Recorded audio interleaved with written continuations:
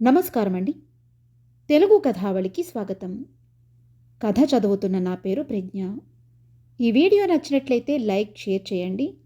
నా ఛానల్ కొత్తగా చూస్తున్నట్లయితే సబ్స్క్రైబ్ చేయడం మర్చిపోవద్దు. మరిన్ని మంచి కథలు అప్లోడ్ చేసినప్పుడు నోటిఫికేషన్స్ రావడానికి బెల్ ఐకాన్ క్లిక్ చేయండి. రాక్షసుడితో వివాహం. పూర్వం స్వర్ణపురిని ధర్మవర్ధనుడనే రాజు పాలించేవాడు. ఆయన కుమార్తె సువర్ణసుందరి, గొప్ప సౌందర్యవతి. కౌండిన్యపురిని పాలించే సర్పదష్టుడికి చారుల ద్వారా ఆమెను గురించి తెలిసింది. వెంటనే అతడికి సువర్ణసుందరిని వివాహమాడాలన్న కోరిక కలిగి దూత ద్వారా ధర్మవర్ధనుడికి కబురు పంపాడు. స్వర్ణపురి కంటే కౌండిన్యపురి పెద్ద రాజ్యం. సర్పదష్టుడు ధర్మవర్ధనుడి కంటే అన్ని విధాలా బలవంతుడు. అయినా రెట్టింపు వయసున్న సర్పదష్టుడికి కుమార్తెను రెండవ భార్యగా పంపడం ధర్మవర్ధనుడికి ఇష్టం లేదు.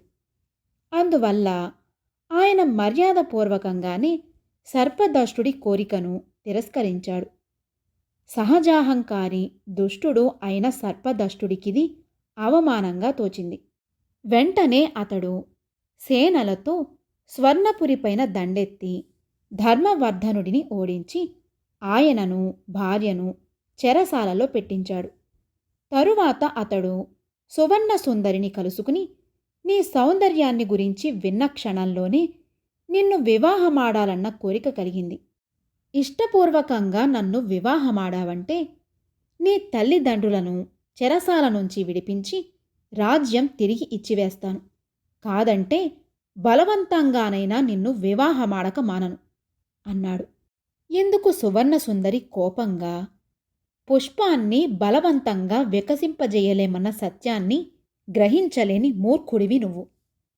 తప్పనిసరైతే నరభక్షకుడైన రాక్షసుడినైనా వివాహమాడతాను కాని నీ వంటి దుష్టుణ్ణి మాత్రం ఏ పరిస్థితిలోనూ వివాహమాడను అని జవాబిచ్చింది. ఈ జవాబుకు సర్పదష్టుడు మండిపడి, నీకు 1 రోజులు గడువిస్తున్నాను. ఈ లోపల మనసు మార్చుకోకపోయావో బలవంతంగా నీ మెడలో తాళి కడతాను, నీ తల్లిదండ్రులకు ఉరిశిక్ష విధిస్తాను అంటూ అక్కడి నుంచి వెళ్ళిపోయాడు. ఆ వెంటనే ఒక రాక్షసుడు సువర్ణసుందరి ఎదుట ప్రత్యక్షమై, నేను కంచుకుడనే రాక్షసుణ్ణి. ఇటుగా పోతూ నీ పలుకులు ఆలకించి వచ్చాను. నన్ను పెళ్ళాడు అన్నాడు. సువర్ణసుందరి తెల్లబోయి, ఇదేమిటి? మాట వరుసకు ఏదో అన్నంత మాత్రాన నిన్ను పెళ్ళాడతానని ఎలా అనుకున్నావు? మానవకాంతకు రాక్షసుడికి ఎలా పొత్తు కుదురుతుంది అన్నది. నువ్వు రాకుమారివి, ఆడిన మాట తప్పరాదు అన్నాడు రాక్షసుడు. ఒక పక్క సర్పదష్టుడి దౌర్జన్యానికి తోడుగా ఈ రాక్షసుడి పీడ కూడా వచ్చి పడినందుకు సువర్ణసుందరి కొంతసేపు విచారించి చివరికి వాడితో, నన్ను వివాహమాడాలంటే నువ్వు 3 షరతులకు ఆమోదం తెలపాలి అన్నది. ఏమిటా షరతులు అని అడిగాడు కంచుకుడు ఆదుర్దాగా. మొదటిది, తక్షణం నువ్వు మాంసభక్షణ మానేయాలి. రెండవది, నీ హింసా ప్రవృత్తిని వదులుకోవాలి. మూడవది, మా రాజ్యంలో ఒక జీవనది ప్రవహిస్తున్నది.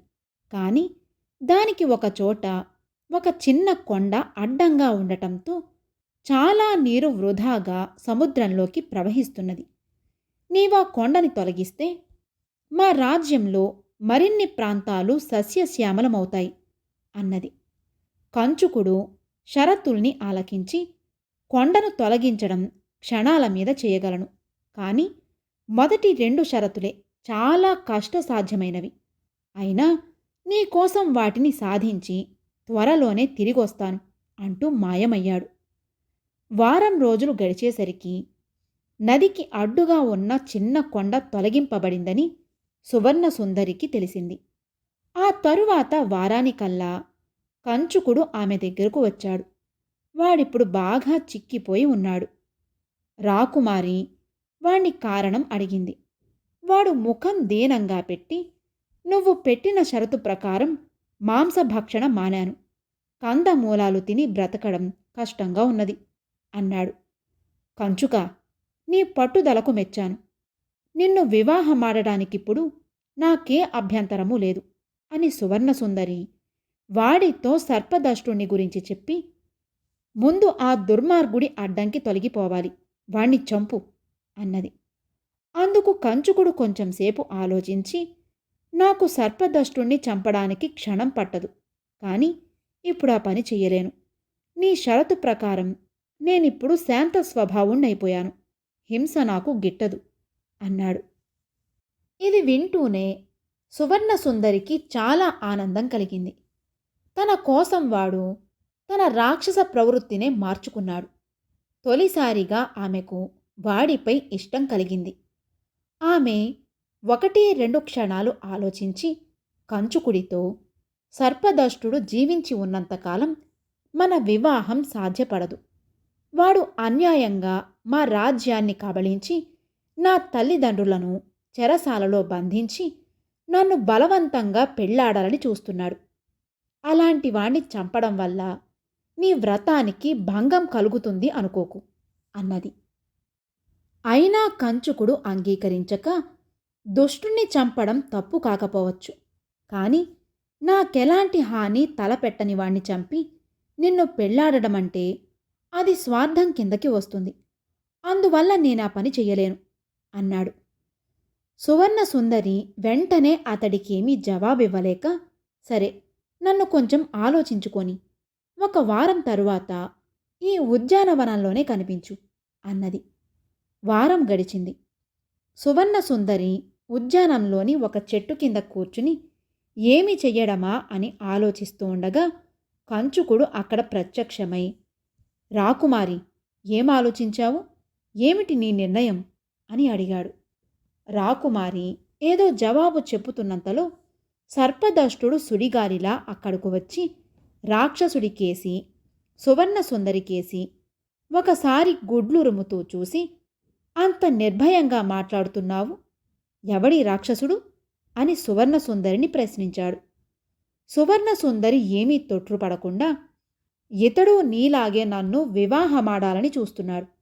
అయితే నీ మాదిరిగా నన్ను నిర్బంధించి కాదు, ఇష్టపడితేనే అన్నది. ఆ మరుక్షణం సర్పదష్టుడు వరలోంచి కత్తి దూసి, ఓరి రాక్షసాధమా, నాతో పోటీ పడటానికి నీకెన్ని గుండెలు?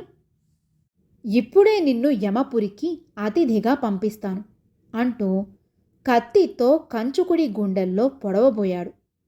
ఇది చూసి కంచుకుడు కోపోద్దీపుడై సర్పదష్టుడి చేతిలోని కత్తిని లాక్కుని సర్పదష్టుణ్ణి వడిసి పట్టుకుని పైకెత్తి గాలిలో గిరగిరా తిప్పి దూరంగా విసిరివేశాడు.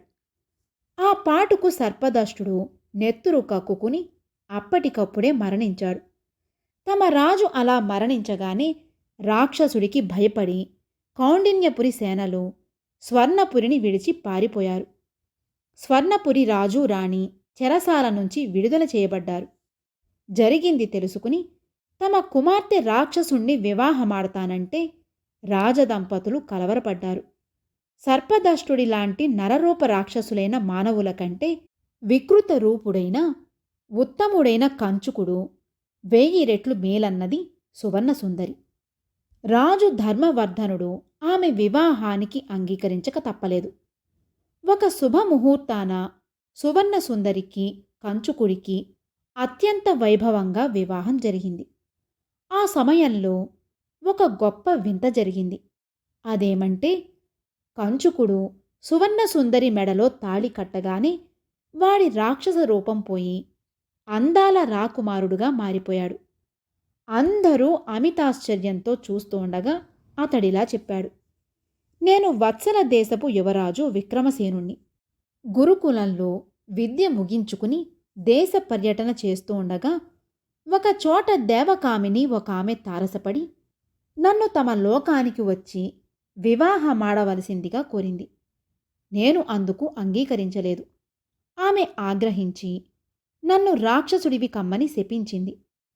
అంతటి శిక్ష విధించడం న్యాయం కాదని నేను వేడుకోగా శాంతించి, రాకుమారి ఎవరైనా నన్ను ఇష్టపడి వివాహమాడితే శాపం తొలగిపోయి నాకు తిరిగి మామూలు రూపం వస్తుందని చెప్పింది. ఇది విని అందరూ హర్షధ్వానాలు చేశారు. సువర్ణసుందరి ఆమె తల్లిదండ్రుల ఆనందానికి మేరలేకపోయింది. తరువాత విక్రమసేనుడు సువర్ణసుందరిని తన దేశానికి తీసుకువెళ్ళాడు. కొంతకాలం జరిగాక వత్సల దేశానికే కాక ధర్మవర్ధనుడికి పుత్ర సంతానం లేని కారణంగా స్వర్ణపురికి కూడా తానే రాజయి ప్రజానురంజకంగా చాలా కాలం రాజ్యపాలన చేశాడు. కథ సమాప్తం. బ్రహ్మరాక్షసి. ఒక గ్రామంలో పరమ కిరాతకుడైన జమీందారు ఒకడు ఉండేవాడు. ఆ గ్రామానికి సమీపంలో ఒక అడవి ఉండేది. ఆ అడవి గుండా ప్రయాణించేవారిని జమీందారు తన మనుషుల చేత చంపించి వాళ్ల సొత్తు కాజేస్తూ ఉండేవాడు. ఆ అడవి గుండా హెచ్చు ధనంతో ప్రయాణం చేయటం ప్రాణాపాయంగా ఉండేది.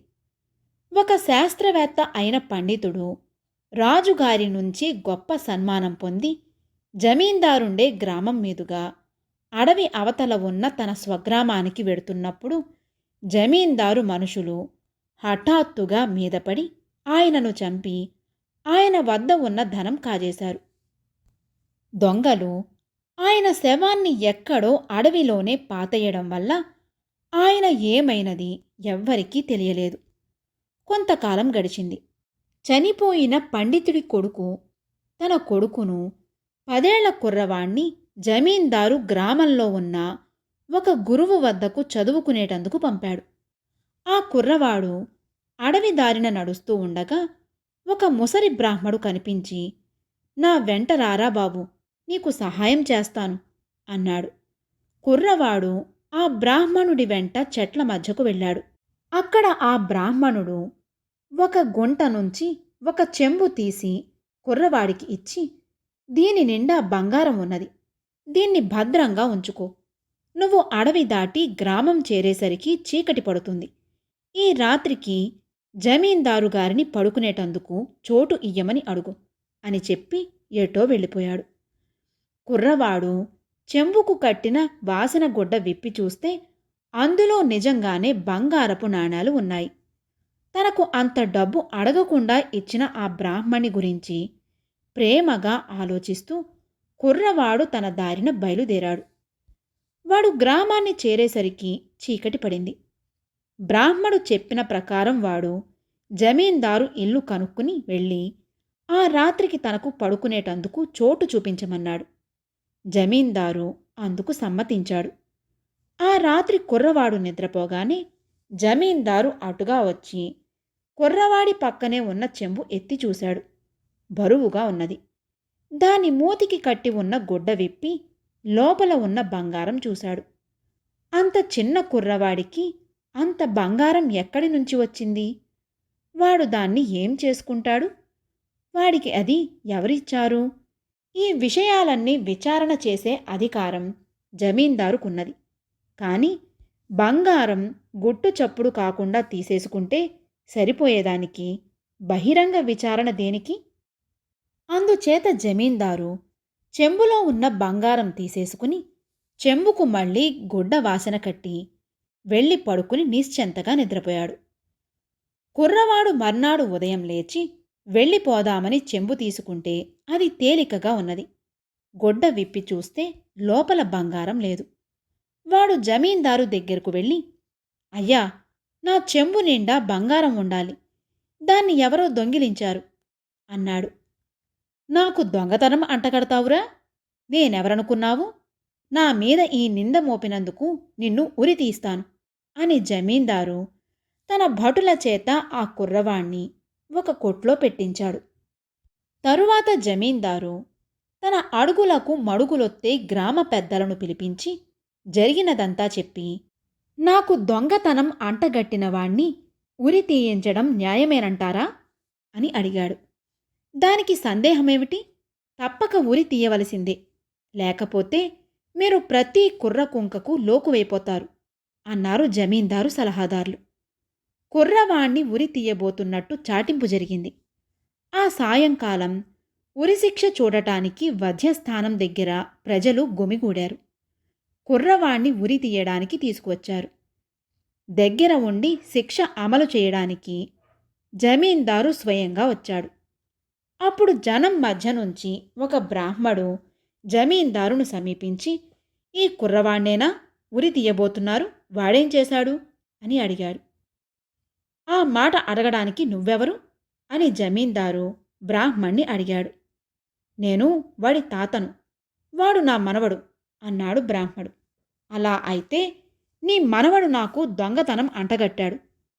పోనీ కదా అని రాత్రివాణ్ణి మా ఇంట పడుకొనిస్తే వాడి బంగారం నేను కాజేశానుట. నా పరువు తీసేశాడు. అలాంటి వాణ్ణి కఠినంగా శిక్షిస్తాను అన్నాడు జమీందారు. ఒక పని చెయ్యండి, వాడి ఆరోపణ నిజమైతే మిమ్మల్ని బ్రహ్మరాక్షసి ఎత్తుకుపోవాలని ప్రమాణం చెయ్యండి. అప్పుడు మీరు న్యాయం చేసినట్టు లోకానికి వెల్లడి అవుతుంది అన్నాడు బ్రాహ్మడు. దానికేం అభ్యంతరం? ఆ కుర్రవాడు నా మీద చేసిన ఆరోపణ నిజమైతే నన్ను బ్రహ్మరాక్షసి ఎత్తుకుపోవుగాక అన్నాడు జమీందారు.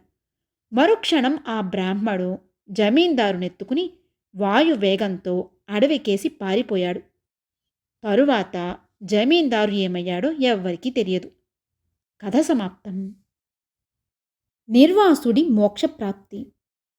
ఒకానొకప్పుడు దుర్గమారణ్యంలో నిర్వాసుడనే కోపిష్టిముని ఉండేవాడు.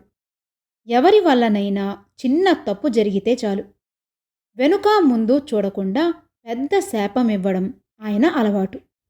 ఆ విధంగా ఒకసారి సుదీపుడనే రాజుపై ఆగ్రహించి రాక్షసుడివి కమ్మని శపించాడు నిర్వాసుడు.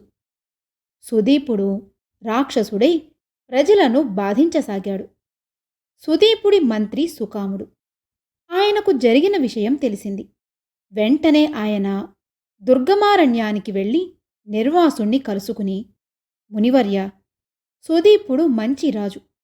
ఆయన పాలనలో ప్రజలు సుఖంగా ఉండేవారు. మీ శాపంతో సుదీపుడు రాక్షసుడై ఇప్పుడు తన ప్రజలనే బాధిస్తున్నాడు. సుదీపుడి తప్పుకు ఇంతమంది ప్రజలను ఉసురు పెట్టడం తమకు భావ్యం కాదు.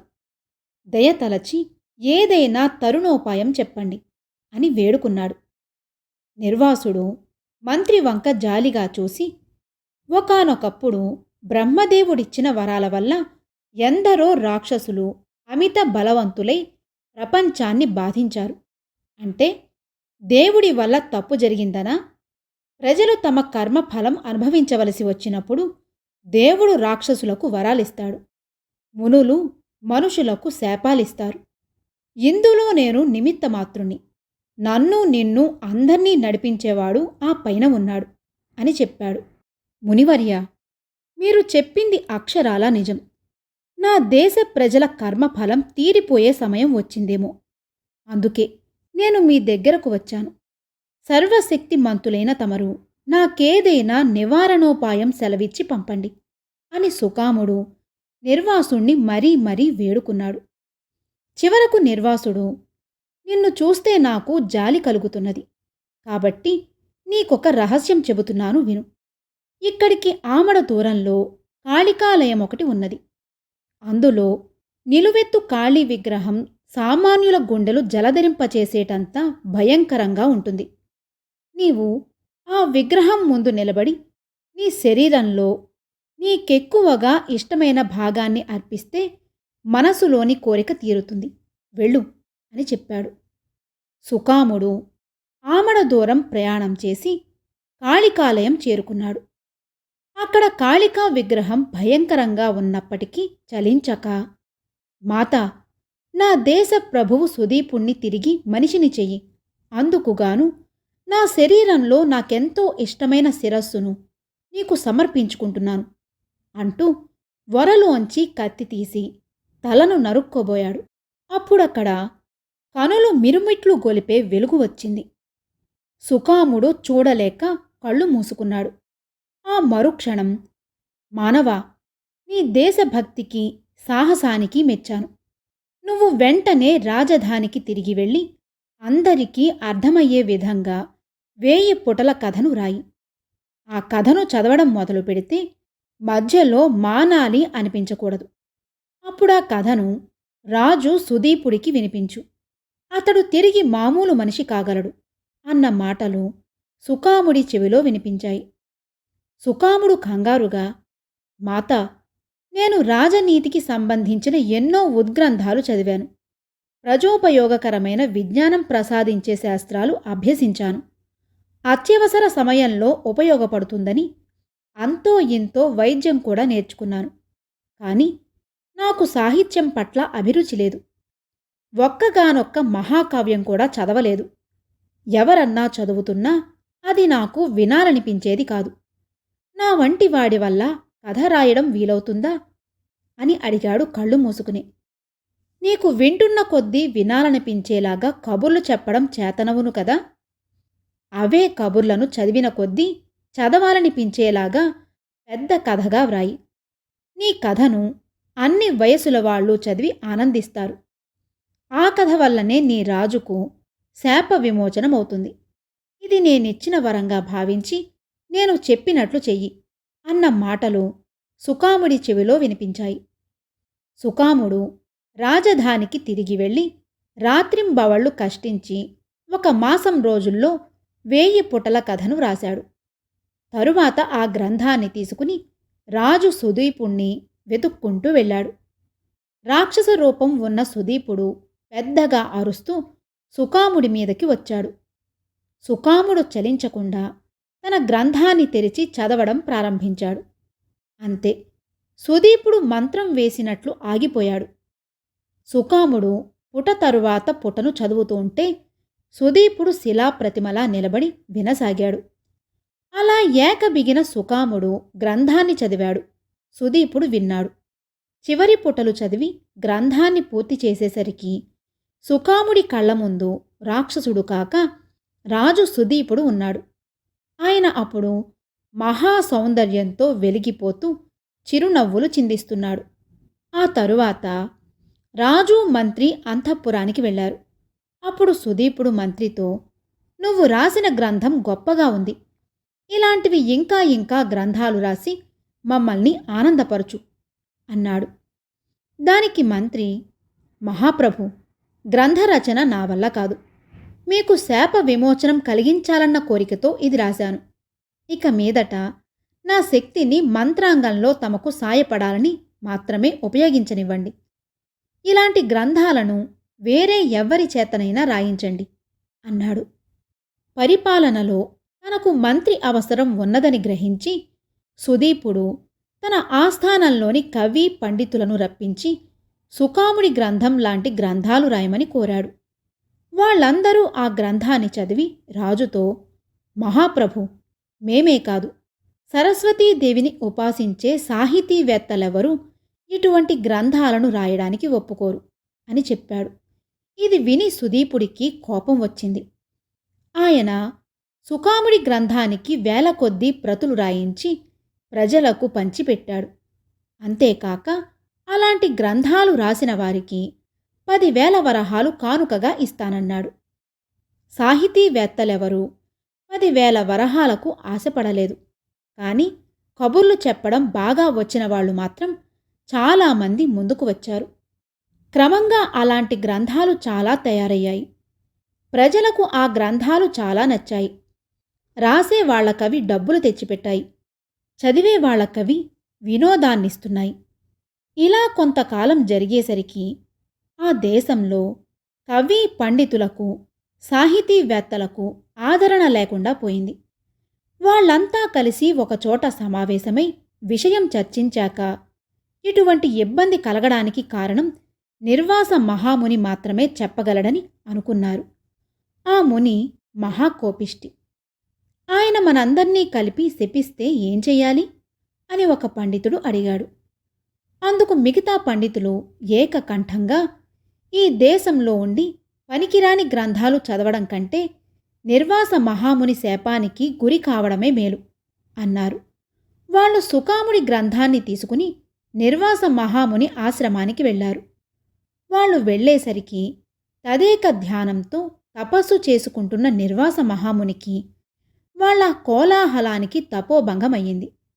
ఆయన కళ్ళు తెరిచి ప్రసన్న వదనంతో వాళ్ల వంక చూసి వచ్చిన కారణమడిగి తెలుసుకుని సుకాముడి గ్రంథాన్ని తీసుకుని దివ్యశక్తితో అందులోని విశేషాన్ని క్షణాల మీద గ్రహించి, సాహితీవేత్తలరా, మీ కారణంగా కొంతకాలం నుంచి నన్ను బాధిస్తున్న సందేహం తొలగిపోయింది.